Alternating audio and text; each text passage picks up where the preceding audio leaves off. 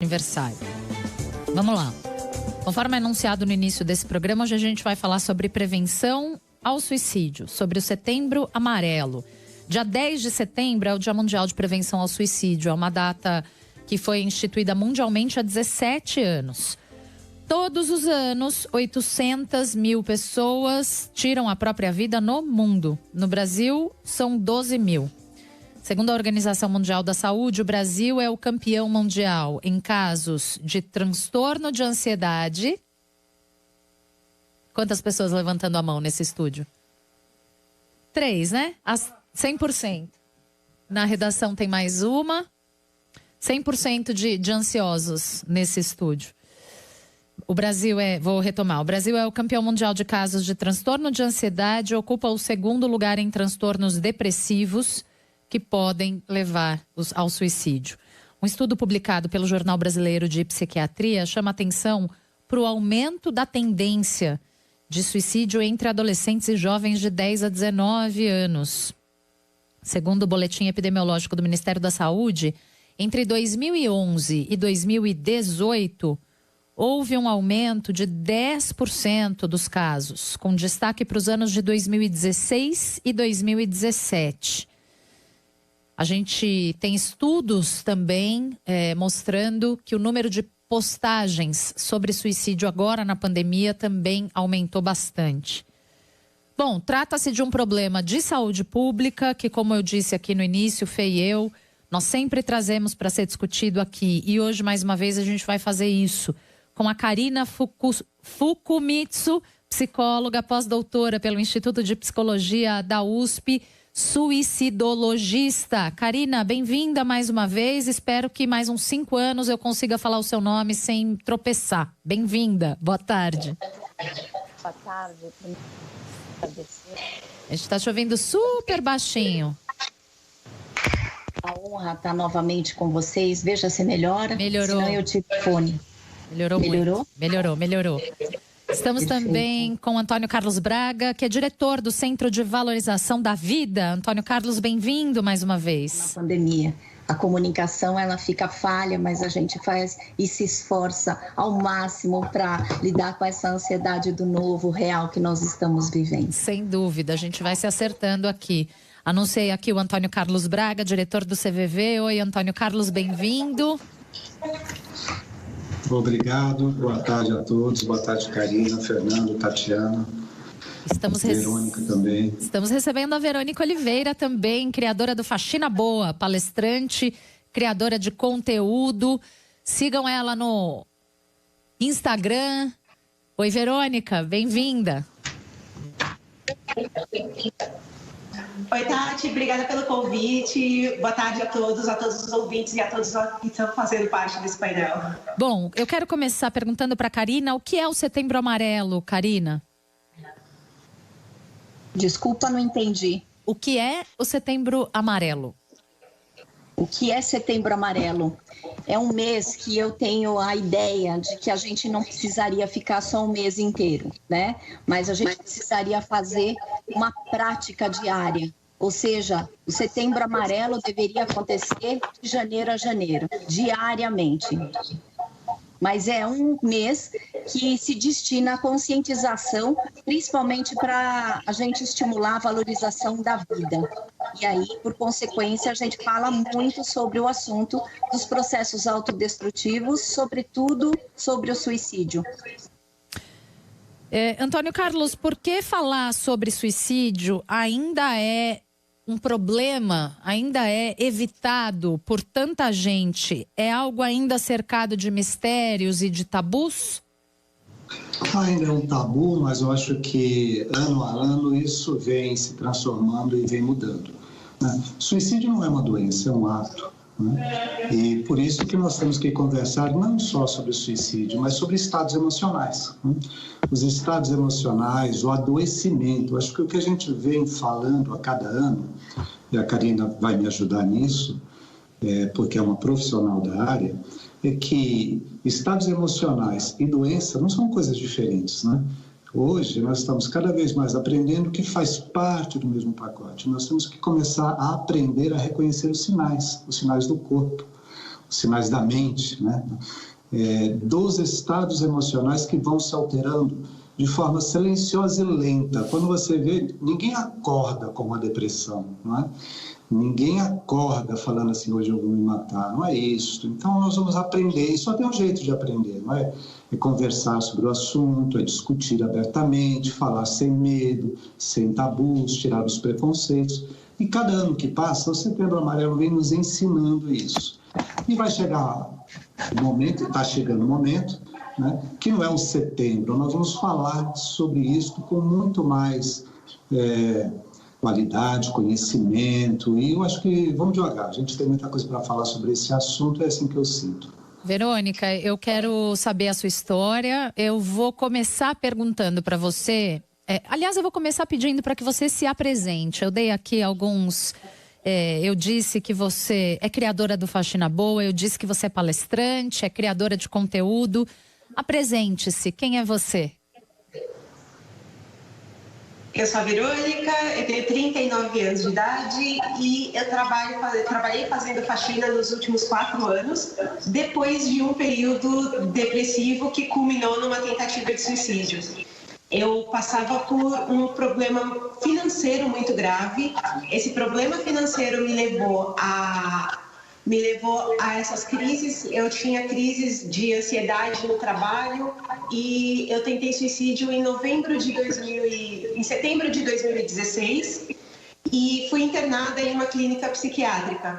Nesse período que eu passei na clínica, que foi aproximadamente um mês, uma coisa que foi muito importante que os médicos diziam, eles falavam, o que você tem é muito relacionado à sua questão financeira, muito mais do que uma doença que não tem cura. A falta de grana tem cura. E ele falava que eu precisava encontrar alguma coisa que me fizesse feliz. E saindo da clínica, eu fui dormir na casa de uma amiga e ajudei ela a limpar a casa. No final do dia, ela me ofereceu um pagamento pela faxina. E ali eu descobri uma profissão nova, comecei a trabalhar como faxineira. Era um emprego que me deixava completamente satisfeita, fisicamente, psicologicamente e financeiramente.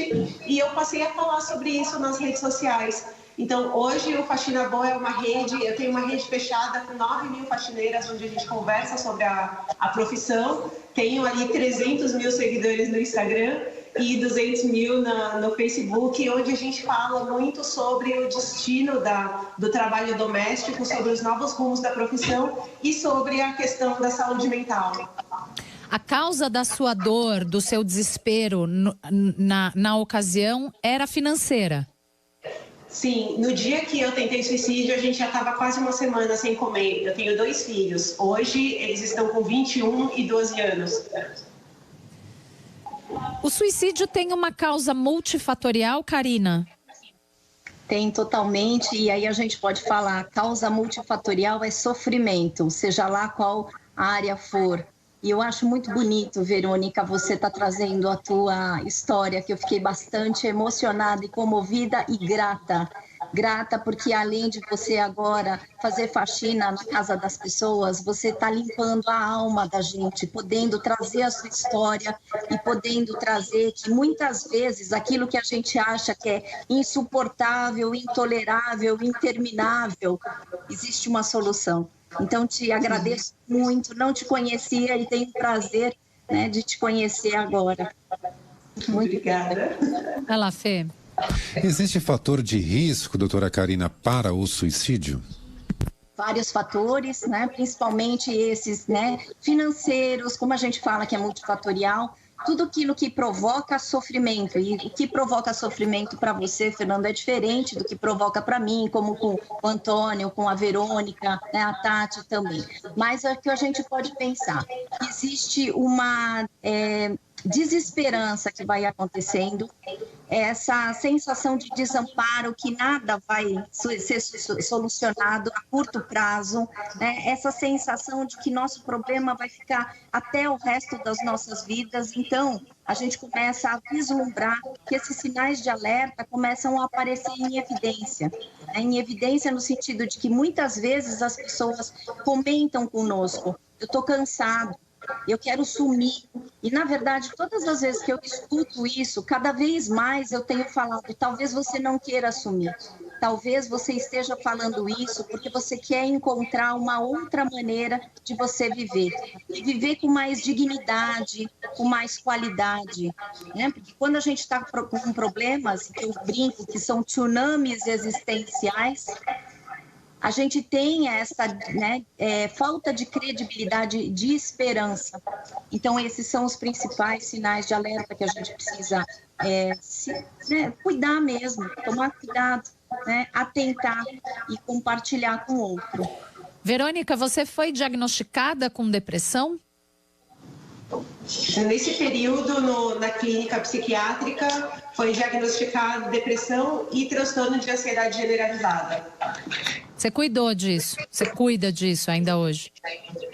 Sim, quando as pessoas me perguntam nas redes sociais, falam, mas aí você ficou boa de uma hora para outra. Não, eu ainda tenho muitos episódios ansiosos, eu faço tratamento, acompanhamento psiquiátrico e psicológico até hoje, não é uma coisa que simplesmente você chega uma hora em que você não precisa mais de ajuda. Pelo contrário, é um acompanhamento que eu tenho certeza que ainda vai seguir por alguns anos. E dentro desses períodos eu já mudei medicação, já aumentei, já diminuí, já troquei. E no começo, quando a gente é leigo no assunto, é muito engraçado porque eu falava, quando eu saía das consultas, eu falava, eles não fazem a menor ideia do que eles estão fazendo, porque vive trocando de remédio e eu acho que eu estou me testando igual rato de laboratório. E depois eu descobri que é assim mesmo, não é porque eles não sabem o que estão fazendo. Antônio, eu queria voltar um pouco no sofrimento que a doutora Karina, na palavra sofrimento que a doutora Karina usou para condensar o multifatorialismo, eu não sei se essa palavra existe, do suicídio. Como é que esse sofrimento chega no CVV? O sofrimento mental, não é? As pessoas estão vivendo uma dor. Nós não sabemos o que é uma dor insuportável, né? Que é o estado em que a pessoa nos procura precisando conversar e dividir aquilo que elas estão sentindo, porque essa é uma primeira dificuldade que você encontra na própria sociedade, às vezes em família, né? Quando alguém vem nos contar a sua dor, nós ouvimos isso como se fosse um problema, né? É como se nós começássemos a correr, né? A gente tem um medo de ouvir as pessoas que estão querendo, como se nós tivéssemos que dar uma solução para ela, né? Como se nós não pudéssemos simplesmente ficar ouvindo atentamente, né? Ficar junto dela e falar, puxa vida, como é difícil, como eu percebo como você está sofrendo, você é tão importante para mim, né? E poder falar, eu não tenho uma resposta, mas eu me preocupo tanto com você, porque a pessoa não quer uma resposta, ela quer que alguém a entenda, que alguém entenda o que ela está sofrendo. Quando ela relata o seu problema, seja ele qual for, né? Acho que a primeira lição que a gente vem aprendendo, você vai ver que faz isso já há alguns anos, né? Tem 58 anos, ele vem aprendendo a fazer isso devagarzinho, né? É que as dores, né? Angústia, tristeza, raiva, né? São sentimentos que todos nós temos. Eu posso não ter vivido a mesma história que a pessoa viveu, mas eu já senti raiva, eu já senti ciúmes, eu já senti medo, eu já senti angústia, e sobre isso a gente pode conversar.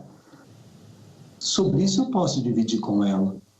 E aí começa a acontecer uma coisa mágica, né? Porque a pessoa se sente compreendida. Então, respeitá-la, né? Não querer dar uma resposta, não querer dar um conselho. Como é que é aquela frase? Se o conselho fosse bom, a gente vendia, né? Não é assim que a gente fala, afinal? E então, se coloca junto, segura na mão, né? Coça a cabeça junto, fala, meu Deus do céu, tá difícil para você, deixa eu ficar junto. Só o deixa ficar junto pode ser tão bom. Não sei, Verônica, como é que você sente isso, né? Mas eu acho que é por aí. Ouvir sem preconceito, sem querer dar resposta, se colocando no lugar do outro, né? entendendo a dor do outro, porque a gente sofre também, todos nós. É isso que devagarzinho a gente vai aprender. Ouvir problema não é ouvir problema, é ouvir sentimento, sentimento que eu tenho também. É isso que o CVV vem fazendo e vem ensinando pessoas a fazer também, né? Tinha alguém para segurar a sua mão, Verônica, e fazer esse papel aí que o Antônio acabou de descrever? O mais interessante é que, por mais que tenha, uma coisa muito difícil é a gente pedir ajuda. Então, eu guardava muito do que estava acontecendo comigo, do que eu estava sentindo, e aí eu ia juntando aquilo numa bola de neve enorme, que só fazia eu me sentir mais sozinha, e era uma coisa tão visível. Eu falei, né, o meu filho hoje tem 12 anos, e quando isso tudo aconteceu, ele falou assim para mim, um dia, e foi na mesma semana em que eu tentei suicídio. Ele falou assim: mãe, você já assistiu o filme Divertidamente? Eu falei, já. Ele falou, você não acha que o azul encostou em você e você está assim? Então, quer dizer, até as crianças pequenas, as pessoas em volta, elas sabem que você está passando por alguma coisa, mas elas não sabem como fazer. E eu achei muito bonito, porque o meu filho veio conversar comigo, ele sentou do meu lado e falou, por favor, levanta da cama, você só fica deitada, você chora muito, vamos fazer alguma coisa? E ele pediu pra gente dar uma volta na rua, sabe? Então, é esse tipo de acolhimento que a gente espera. Eu sabia que ele não ia resolver nenhum dos problemas, mas o fato de ele ter vindo falar comigo foi muito importante para eu entender que eu não estava sozinha. E definitivamente, quando a gente procura ajuda, por menor que seja esse apoio, essa escuta, faz uma diferença muito grande. Agora, o seu filho falou alguma coisa que ativou... O seu filho falou uma coisa que ativou alguma coisa aí dentro de você. Uma dificuldade para quem está ao redor de uma pessoa em sofrimento, às vezes ela não saber direito como ela pode ajudar, né? Então, por mais que ela tenha a escuta aberta, que ela tenha disponibilidade para acolher essa pessoa em sofrimento, às vezes... ela não sabe, enfim, ela queria fazer mais, ela não sabe o que ela pode fazer para ajudar. Como é que é isso, doutora Karina? Porque da mesma maneira que o filho da Verônica disse alguma coisa que mexeu ali nela, tantas outras pessoas podem ter dito tantas outras coisas que não teve o mesmo efeito. Como é que a gente explica isso? Eu acho muito bonito o que tem acontecido agora nesse momento com a gente, porque o Antônio fala da necessidade da gente poder acompanhar, não oferecer conselhos, mas assim, a gente poder estar junto. E esse realmente é a grande importância que o CVV, né, traz, né? Porque ele caminha junto com os sentimentos que a gente acha que só a gente está sentindo, só a gente que está errado de sentir. E o que a Verônica traz com exemplo do filho, principalmente, é que às vezes a gente não tem mesmo o que falar, mas estando junto e oferecendo o nosso colo, na verdade, você que foi mãe recebeu o colo do teu filho, né? Quando ele fala, mãe, sai da cama, né? Eu quero te ver bem, você já assistiu Divertidamente? E eu acho lindo isso que acontece com nós seres humanos, porque só nós conseguimos oferecer esse movimento altruísta e generoso para falar para o outro, você não está sozinho, e eu não sei absolutamente o que fazer também, mas a única coisa que eu sei é que eu não vou largar a mão de você, eu não vou desistir de você. E quando isso acontece, é muito poderoso, a ponto da gente começar a entender que é possível sim a gente mudar, principalmente o nosso sofrimento. Uma das coisas que foi me chamando muita atenção na tua forma de falar, Verônica, é o jeito vivo que você traz. E aí, então, vou fazer uma provocação para a gente que todo o processo de mudança, principalmente para a gente enfrentar problemas, é um processo demorado. Quando a gente está sofrendo, o que mais a gente quer é se livrar desse sofrimento cada vez mais rápido. Agora, o processo de faxina é um processo que você entra e em 2 horas você acaba. Dependendo do lugar, sim. Mas, normalmente, quando eu falo de faxina existencial, e que eu trabalho com a psicoterapia, trabalho com a psicologia, a gente fala, esse faxinão, muitas vezes, é o que nos destrói, né? Por quê? Porque a gente quer que a gente tenha mudança imediata. E a gente não vai fazer isso. Então, nada melhor do que ter uma companhia ao nosso lado que possa falar, eu não sei o que fazer, mas eu estou com você. E aí, então, muitos de nós, pessoas que lidamos com pessoas que falam que querem se matar, a gente pode não saber também. Porque nem a pessoa sabe, né, o que provoca tanto sofrimento, mas encaminhamentos no sentido de vamos procurar profissionais da saúde, vamos procurar pessoas que são habilitadas para fazer essa faxina existencial, daquilo que ainda está muito escuro, que você não consegue enxergar. E aí, com uma companhia do outro, a gente aprende que a nossa alma consegue enxergar além daquilo que a gente consegue ver. Ou seja, essa é a crença esperançosa que a gente precisa ofertar na valorização da vida. Verônica, você tentou o suicídio. Como foi? O que você pensava? Eu me lembro que naquele dia não é uma coisa que você planeja, mas ao mesmo tempo eu não fiquei planejando o momento que eu fosse fazer aquilo. Era algo que era um pensamento recorrente, mas naquele dia eu me sentia extremamente cansada. E eu me lembro que quando eu chamei alguns amigos, eu tinha um grupo ali no WhatsApp, e nós conversávamos e eu disse no grupo, eu falei, eu estou muito cansada, eu não aguento mais. Então eu sempre repetia isso, que eu estava cansada, eu só chorava e dizia que eu estava cansada. E quando eu paro para pensar sobre isso, era um pouco disso, não era a questão de querer morrer. Eu queria que aquele cansaço desaparecesse. E aquele cansaço, na verdade, era o sentimento de que eu não era funcional a partir do momento que eu não era capaz de sustentar minha família, de prover as coisas que a gente precisava. Nós não tínhamos o básico. Nós morávamos num barraco, nós não tínhamos o que comer e a vida era muito difícil. E naquele momento, apesar de muita gente, o julgamento das pessoas é sempre assim, você não pensou nos seus filhos quando você fez isso? E, na verdade, eu só pensava nos meus filhos, porque eu pensava, se eu não estivesse aqui, talvez eles tivessem uma chance melhor. Se qualquer outra pessoa cuidar deles, talvez eles tenham um futuro melhor do que o que eu estou conseguindo dar. E aí, uma das coisas que eu mais pensava era no quanto eu podia estar abrindo uma possibilidade para eles de ter uma vida melhor se eu não estivesse mais aqui. Segue, Fê. Você procurou tratamento no sistema público de saúde? Como foi? Eu já fui a um CAPS no momento de crise.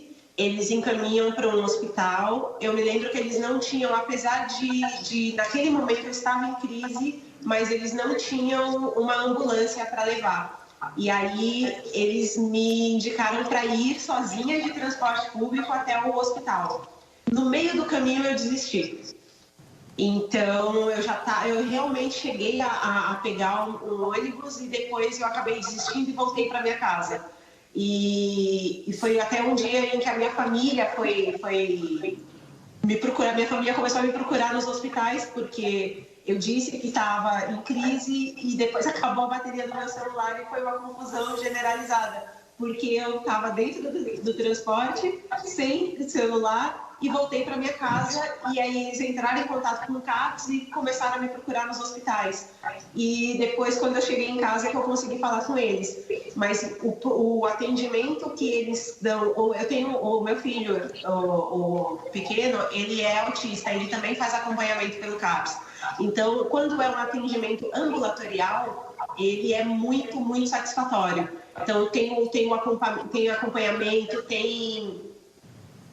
terapias ocupacionais, tem acompanhamento periódico, tem terapia, é muito eficaz e muito satisfatório o atendimento público de saúde mental, mas em questões, às vezes, de pronto atendimento, eu senti uma dificuldade.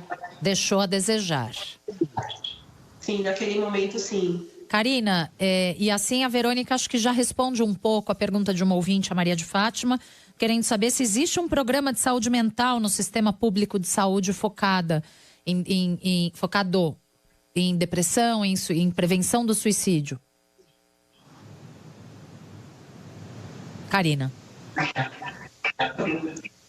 Esse tem sido realmente meu grande sonho de consumo, para que a gente possa realmente fazer esse acolhimento para as pessoas em intenso sofrimento, que, como a Verônica trouxe, né, é muito ainda deficitário. A gente está muito aquém daquilo que a gente poderia promover em termos de acolhimento dessas pessoas. E eu acho que é muito interessante o teu relato, porque como é que você está pensando em se matar e você tem a recomendação de pegar o ônibus e você não ter uma prestação de socorros imediato? Isso é uma das coisas que realmente eu gostaria, e que para isso serve um mês de Setembro Amarelo, para a gente despertar a atenção das políticas públicas, principalmente para a gente direcionar esses serviços que, se saúde, né, mental é um problema de saúde pública, suicídio também. Então, a gente vai precisar olhar e melhorar essa fachada aí, que infelizmente a gente não tem programas tão eficientes assim. Gostaria de poder falar, gostaria mesmo. Bom, se você precisa conversar, liga no CVV 188 ou vai lá no cvv.org.br, tem chat, tem e-mail. A gente traz sempre o pessoal do CVV aqui quando a gente fala sobre prevenção ao suicídio, porque, como disse o Antônio Carlos, eles fazem esse trabalho já há mais de 50 anos, oferecendo para você uma escuta atenta, sem julgamento. Ninguém vai julgar o que você está sentindo, ou a sua vida, ou as suas decisões. Ninguém vai dizer se isso é certo ou se isso é errado.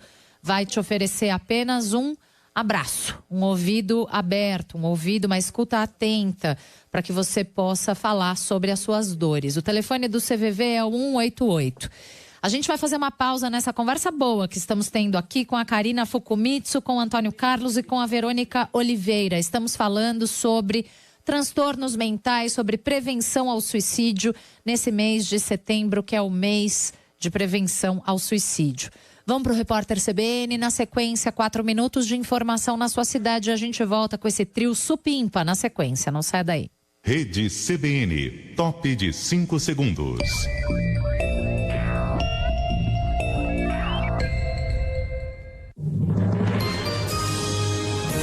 Repórter CBN. Oferecimento Bradesco Seguros. Com você, sempre.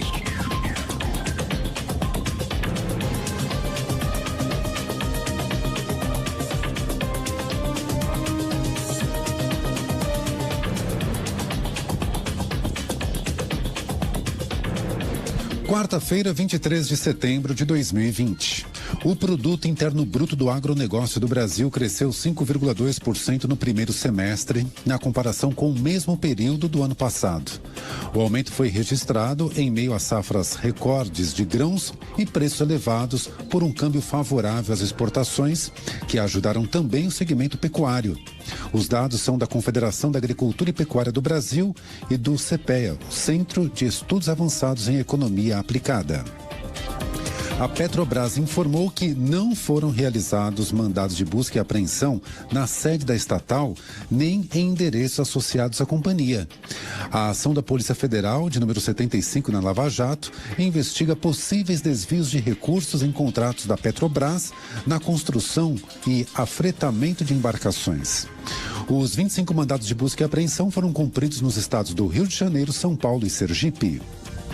O Senado aprovou 3 indicações do presidente Jair Bolsonaro para o cargo de ministro do Superior Tribunal Militar. São os almirantes Leonardo Puntel e Celso Luiz Nazaré e o tenente brigadeiro do ar Carlos Augusto Amaral Oliveira. Eles assumem as vagas de ministros que passaram para a inatividade da carreira militar. O STM é composto de 15 ministros nomeados pelo presidente da República.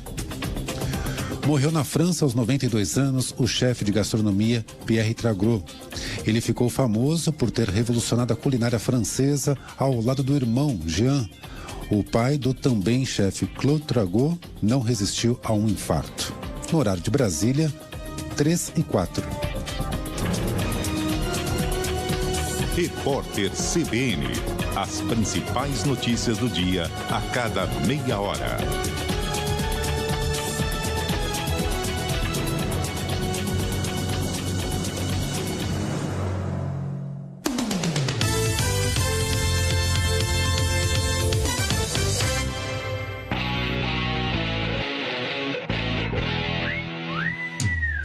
São Paulo precisava pontuar na altitude de Quito contra a LDU do Equador para seguir com boas possibilidades de classificação à próxima fase da Libertadores. O tricolor até começou bem, mas a partir dos 20 minutos viu a LDU dominar o confronto e abrir 3-0 com gols de Christian Borja e Johan Julio. No segundo tempo, Brenner diminuiu, Arce ampliou para os equatorianos e Trellis descontou novamente para os são paulinos. Placar final, LDU 4, São Paulo 2. Após o jogo, o meia Hernanes tentou explicar o resultado ruim na primeira etapa. É difícil dizer se é concentração, se é... Porque a equipe deles também estava numa proposta muito definida e a gente... acabou vacilando.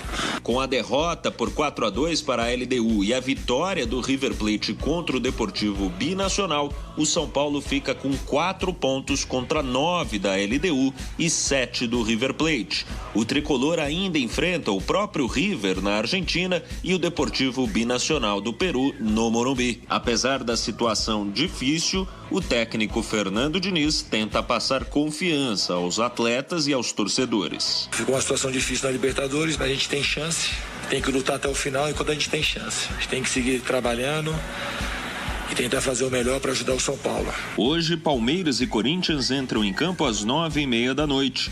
O Alviverde pela Libertadores e o Alvinegro pelo Brasileirão. Os palmeirenses enfrentam o Guarani do Paraguai em Assunção, buscando seguir na liderança do grupo no torneio continental.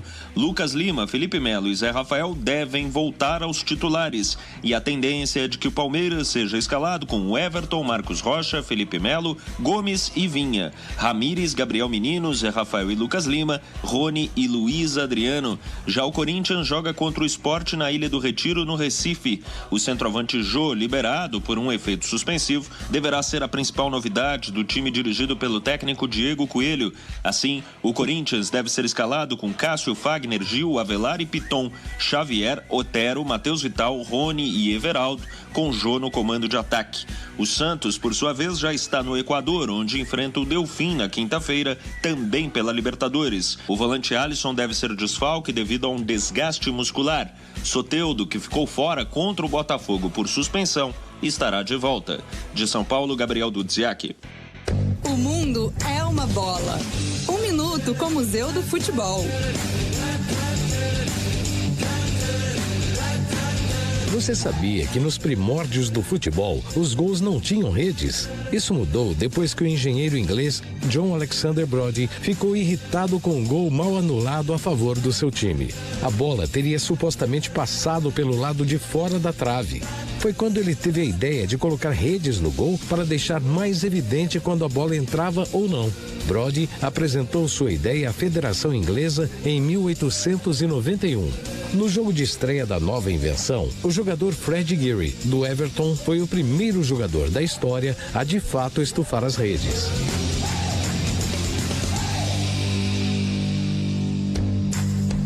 Para mais informações, acesse museudofutebol.org.br. Apoio CBN.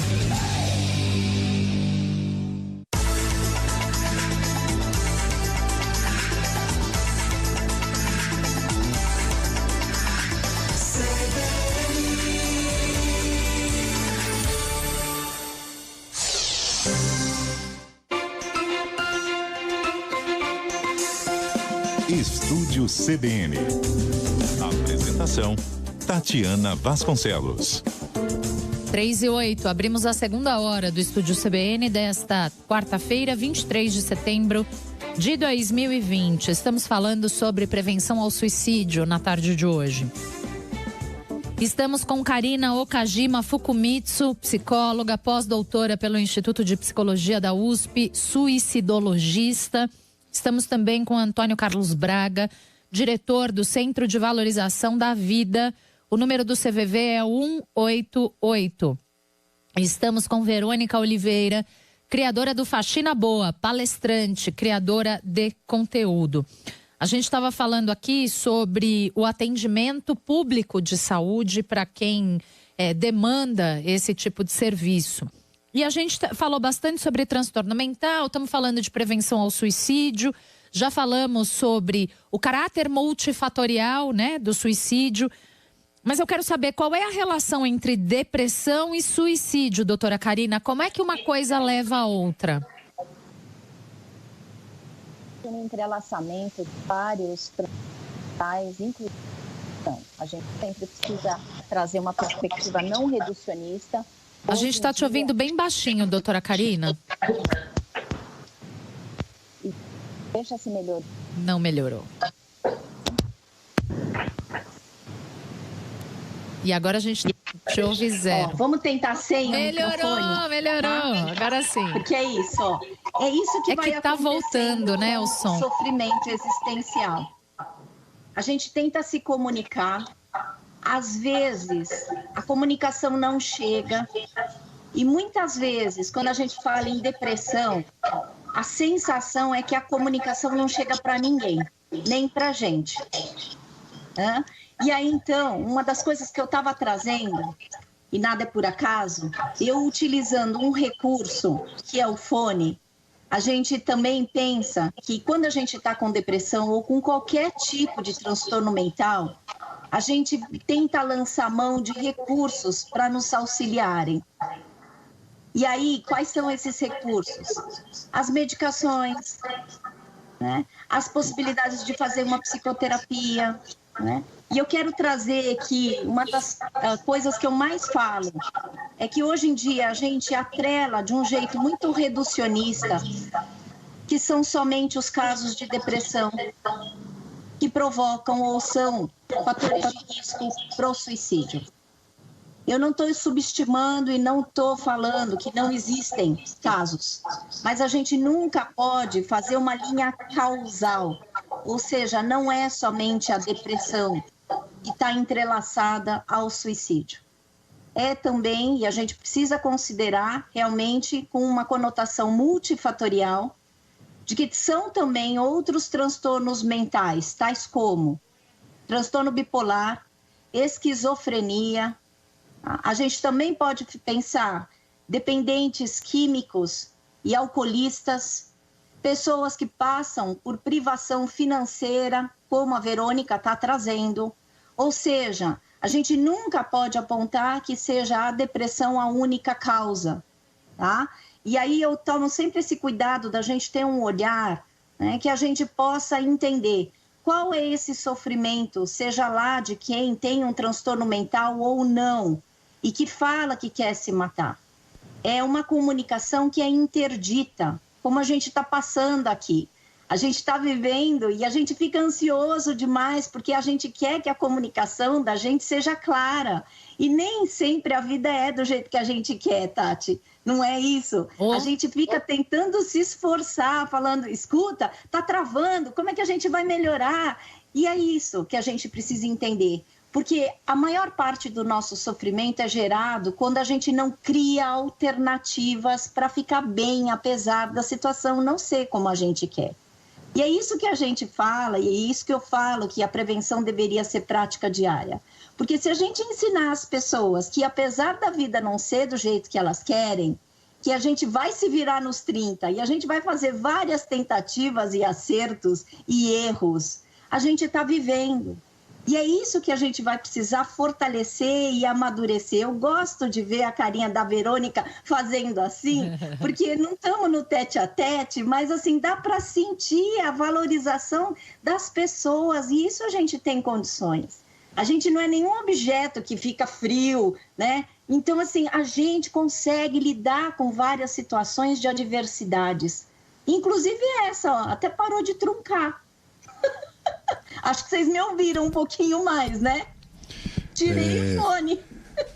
A gente fez aqui uma força-tarefa. Enquanto você fala, todo mundo fecha o microfone. Isso, ficou bom, tá vendo? Quando todo mundo ajuda, funciona. É isso. Eu queria falar agora com o Antônio Carlos. Antônio, vocês notaram no CVV um aumento de chamadas durante a pandemia?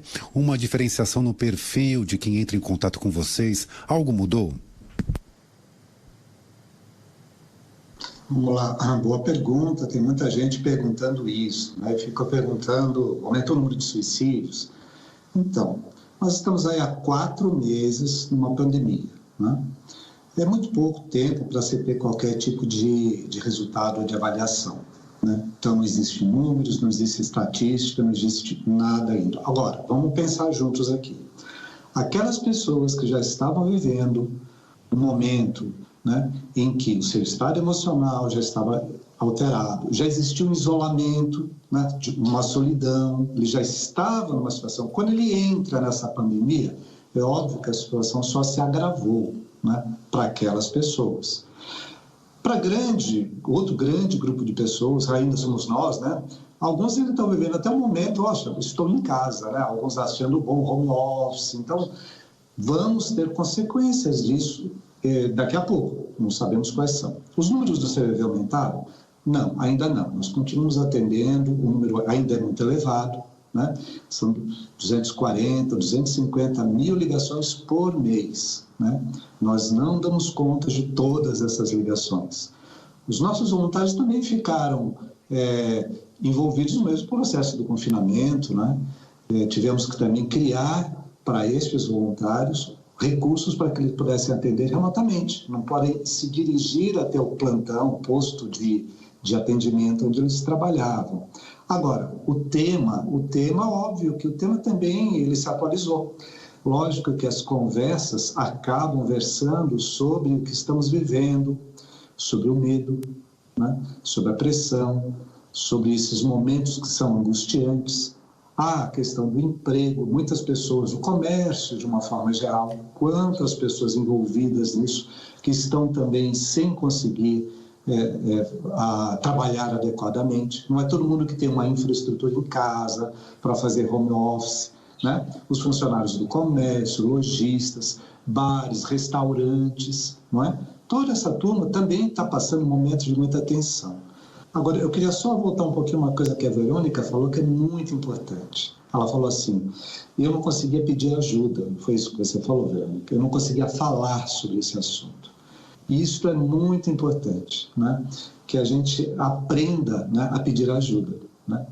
Porque isso é uma coisa que as pessoas que pedem ajuda não cometem um suicídio, né? Então, isso é um pouco cultural, não é, Antônio Carlos? Oi? Isso é um pouco cultural, né? Da imagem da pessoa forte, que se resolve, que não precisa de ninguém. E não existe um ser humano que não precise do outro, né? É exatamente isso. E alguns sofrem mais que outros. Por exemplo, os homens, né? Nós ainda somos da geração do homem não chora, né? Então, tem os novos que estão chegando aí, como o filho da Verônica, que fala assim...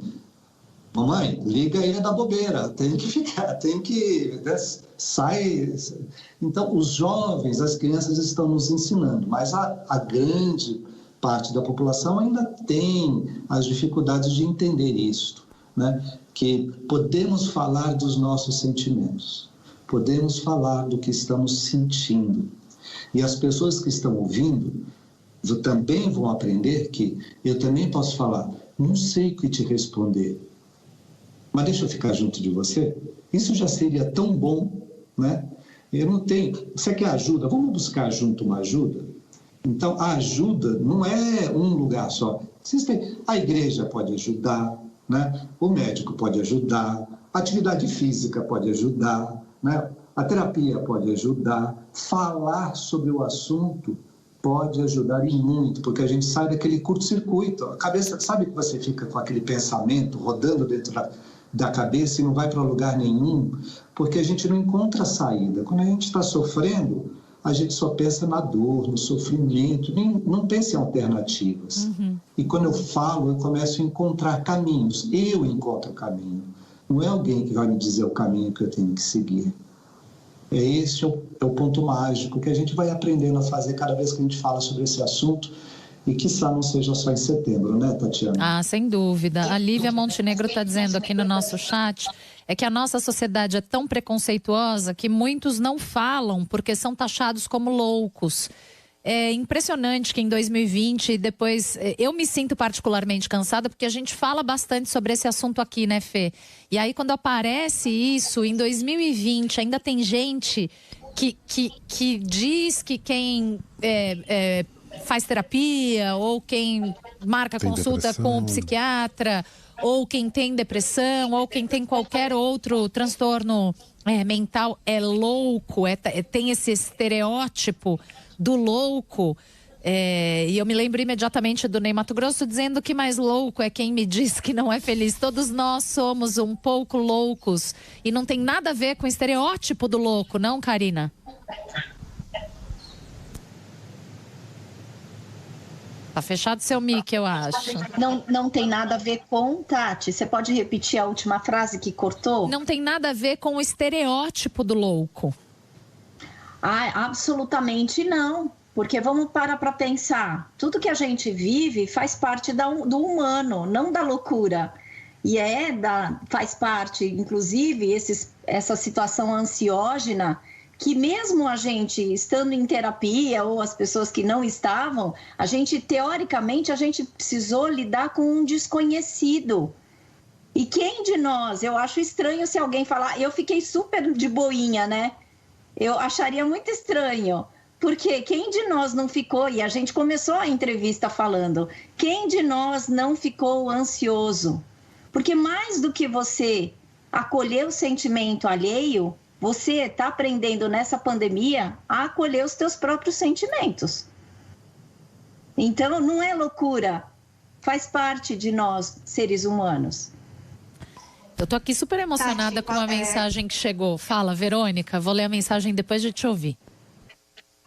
Eu queria comentar também que tem um outro estereótipo, que nesse caso é o que nós da periferia ouvimos muito, que é pobre não pode se dar ao luxo de ter depressão. Então tem isso também, recai sobre a gente também o estigma de que tem que ser forte o tempo inteiro, porque você não vai ter condições de lidar ou de procurar ajuda, de procurar um tratamento especializado. Então tem muito isso.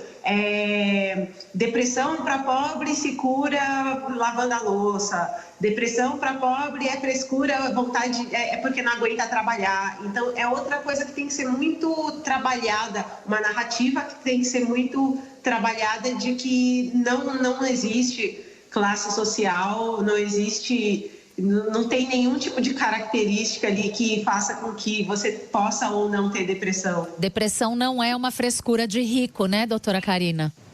Não é isso que eu ia acrescentar, porque quando a Verônica traz que a pessoa não é legitimada porque ela é pobre, o rico também ouve isso. Isso quer dizer, depressão faz parte de um sofrimento humano. Qualquer transtorno mental faz parte de um sofrimento humano, minha gente. Então, a gente precisa parar. E eu acho que sim, o Setembro Amarelo também vai servir se a gente começar a trazer a desmistificação de que qualquer adoecimento significa loucura. Escuta, quem não adoece, lembra disso, quem não explode em doença, implode em suicídio. A doença é um wake-up call, na verdade é uma forma da gente poder despertar para a gente se cuidar. Então não é frescura, por favor, nos ajudem, né, a desmistificar isso é besteira a gente falar. Essa balela que muitas vezes é muito mais ofensivo, eu já ouvi pessoas ouvindo, você tem depressão, vai limpar, então vai lá cuidar da pia, que é um pouco do que você falou, Verônica. E isso é desrespeitoso com as pessoas. Nenhum adoecimento, seja lá mental ou físico ou existencial, merece esse tipo de desrespeito. A Márcia está aqui dizendo, depressão é coisa de, aspas, né? Depressão é coisa de rico, pobre não tem tempo para depressão porque tem outras bocas para sustentar, fecha aspas. Sou da periferia, já ouvi tanto isso, diz ela aqui. Por outro lado, eu quero trazer um depoimento aqui, eu não vou dizer o nome dele porque eu não pedi autorização para deixar esse depoimento aqui. Então, ele está aqui com a gente... Se eu puder falar seu nome, me dá um alô aqui que eu falo, tá? Mas ele diz assim: Tati, Fernando, vocês são uma das formas de prevenção ao suicídio. Ano passado, não vou lembrar o mês, mas se não me engano era uma entrevista com a Monja Cohen. Eu estava em um momento muito difícil, desempregado, com ordem de despejo, e com isso me passou pela cabeça a ideia de tirar a minha vida. Foi um dia terrível. Mas durante a entrevista eu escutei uma frase que mudou a minha forma de pensar quase que de imediato. E a frase foi: o suicídio é uma solução definitiva para um problema temporário. Juro por tudo que é mais sagrado, depois de refletir muito sobre, me deu uma energia sem igual. Hoje a minha vida mudou, eu prosperei em todas as esferas e um dia espero ter a oportunidade de dar um abraço em vocês, que foram fundamentais. É o Thiago Silva da Vila Maria, em São Paulo. Eu não posso mais dizer nada? Alguém aí pode? O Antônio acho que quer falar. Tem um assunto, como a gente está desmistificando, né? Karina vai me ajudar aqui. Pensar em suicídio, né, também não é anormal. Todos nós podemos... Isso pode passar pela nossa cabeça, né? Nós estamos vivos, pensar na morte, né? Então, não é anormal. Então, se isso está passando na cabeça de alguém, é um pensamento, né? Agora, há estágios, né? Onde você começa, essa ideia começa a ser persistente ou você começa a elaborar, né? Aí sim, comece a prestar atenção em você. Reconheça os seus estados emocionais. O corpo fala para a gente, a mente fala para a gente, né? E a gente vai aprender a fazer isso. Como nós aprendemos o que é colesterol, o que é diabetes e essas doenças que todos nós hoje aprendemos, nós aprendemos a cuidar do corpo, fomos para fazer atividade física. Aprendemos e estamos aprendendo a mudar a nossa alimentação e estamos cuidando da alimentação. Nós vamos aprender a lidar com as nossas emoções e sentimentos. Ficar triste é normal. Tristeza não é doença. Pensar em suicídio não significa que eu sou um suicida, né? Mas esses estados emocionais que vão se agravando, acordo de manhã, aquela dor no peito, aquela angústia, o ar não entra, os sentimentos começam a se alterar, eles doem no corpo e a gente precisa começar a perceber esses sinais de dor, né, Verônica? Ele dói, é físico até, as emoções elas viram físicas e aí eles estão dando sinais para a gente. Me ajudem aí, vocês que conhecem mais isso do que eu, Karina, Verônica que viveu isso. Olha só, eu queria falar assim, é que vocês que estão nos ouvindo, talvez não estejam nos vendo. A coisa que ficou mais linda é a Tati embargando a voz dela quando ela leu, o Fernando se emocionando com os olhos marejados. Isso é vida, minha gente. É isso que a gente precisa fazer no mês de prevenção e diariamente. Quando o Antônio fala que a gente tem condições de aprender a comer melhor, a viver melhor, a olhar para os nossos sentimentos, a entender que a gente não está errado por pensar em se matar, mas existe uma distância entre pensar e fazer, né? E ter o ato suicida. E aí, então, enquanto isso não vai acontecendo, é isso que a gente precisa enaltecer. É a coisa mais linda poder ver o Fernando emocionado. Eu não estou vendo a Tati, porque aqui na minha câmera só consigo ver a Verônica, o Antônio e o Fernando, mas eu ouvi a tua voz, Tati. E quando vocês têm algum ouvinte que fala que vocês o ajudaram, principalmente porque ele ouviu uma frase que é do Schneidman, que o suicídio é um ato definitivo de um problema temporário. Isso é a coisa mais linda, porque você viu que vocês são realmente instrumentos de luz para as pessoas. São sim. E a gente pode ajudar, às vezes a gente vê tantos anjos bons acontecendo na nossa vida, que as pessoas não sabem a dimensão. E vocês têm sido, sim, parceiros da prevenção. É por isso que todo ataque, ao jornalismo não me derruba. Uma mensagem como essa faz valer todos os ataques que a gente recebe e aos quais a gente resiste. Fala, Verônica, você levantou a mãozinha aí. Eu, por muito tempo, eu não tinha nem TV. Então, eu sou uma pessoa que escuta a rádio o tempo todo. Inclusive, hoje em dia, eu tenho uma TV, mas eu não consigo ligar ela, porque eu escuto rádio e eu sou uma pessoa habituada. Então, assim, Tati e Fernanda são companhia, são como pessoas, eu brinco muito, que eu falo, são pessoas que eu conheço. Eu sei as músicas que vocês gostam, eu sei coisas de vocês, e é como se vocês fossem pessoas que eu conhecesse. Se eu sentasse para bater um papo, a coisa ia fluir, porque vocês são meus amigos, vocês só não sabem. A gente vai marcar isso aí, você sabe, a gente já tá combinando, a gente vai marcar. Deixa eu aproveitar, ixi, meu Deus, estamos chegando aqui no fim, ó. Eu queria fazer mais uma pergunta, a Maria Cristina vai me matar, né? Vai.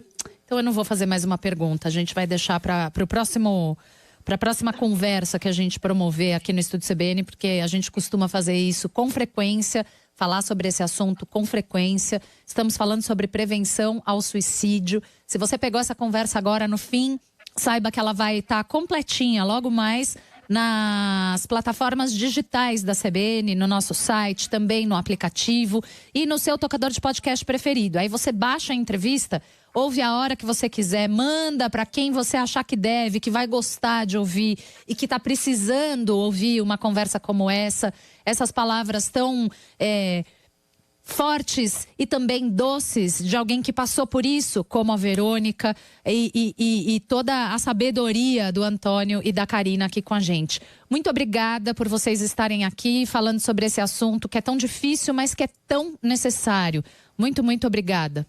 Karina, obrigada. Verônica, Antônio. Obrigada, gente. Vou desanunciar eles aqui. A Karina é a Karina Fokumitsu, psicóloga, pós-doutora pelo Instituto de Psicologia da USP, suicidologista. O Antônio Carlos é o Antônio Carlos Braga, diretor do CVV, o Centro de Valorização da Vida. O telefone é 188 e o site é cvv.org.br. E a Verônica é a Verônica Oliveira, criadora do Faxina Boa, palestrante, criadora de conteúdo. Vamos pro Repórter CBN? Obrigada, gente. Voltem sempre. Mua. Rede CBN, top de 5 segundos.